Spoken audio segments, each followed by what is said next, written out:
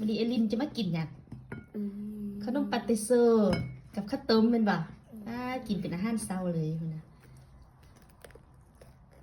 แซ่บบ่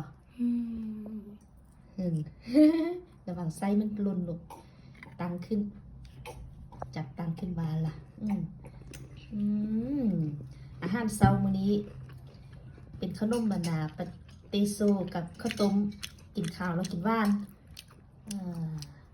เป็นนะโอ้ยแซ่บบ่อีหล่าแซ่บหลายโอ้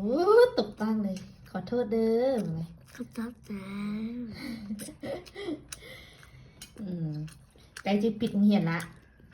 ดีใจบ่ดีใจโอ้ใจเด็กขึ้นห้องป .1 ว่ะตัวหยับเข้ามาตรงสิจานหนูมันจะตรงเบมันจะตก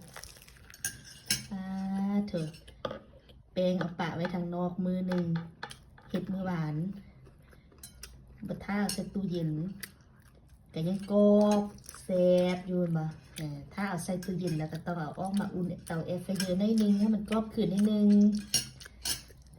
แห้งแซ่บเนาะ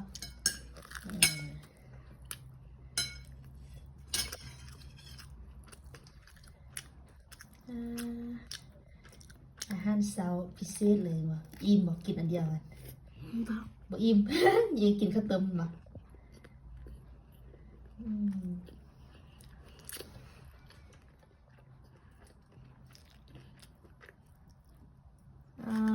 มือ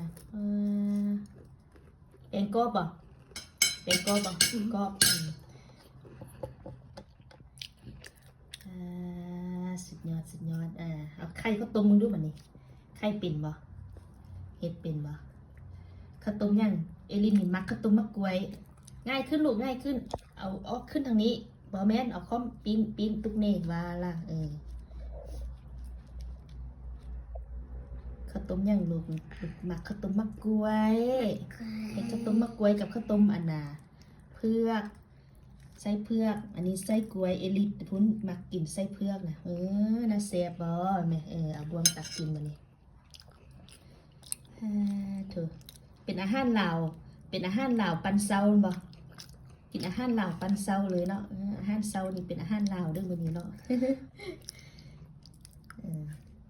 เอามือจับตองไว้สิตลกตองนี้บ่ตะเลินไปตะเลินมามือเบิ่งนึงดูจับตองเมียนไว้ว่าล่ะโอ้ย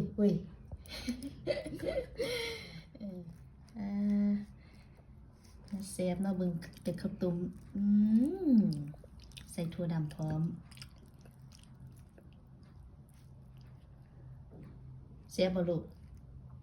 แซ่บบ่เบิ่งเด้อเนาะเอลินกินให้เบิ่งแซ่บคักมันบ่แซ่บบ่เว้าเบิ่งดูมักแหงข้าวต้มมักกล้วยโอ้ยติดปากติดมันไปละ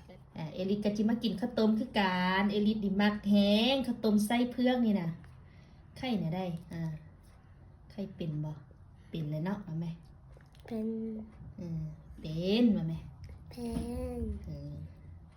ใส่ไข่ระหว่างไว้จานนึงเด้อข้าวต้มไส้เผือกแซ่บๆข้าวต้มไส้เผือกเป็นอาหารเช้าปันเช้าให้กินจุ๊บหมดมือ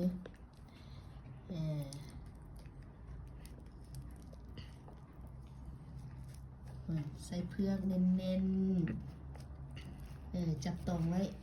มันจะตกเอาละแซ่บบ่ลูก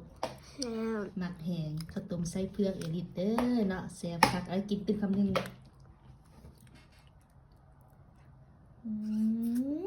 แซ่บคักยกโปะบายบายบิจูบิจู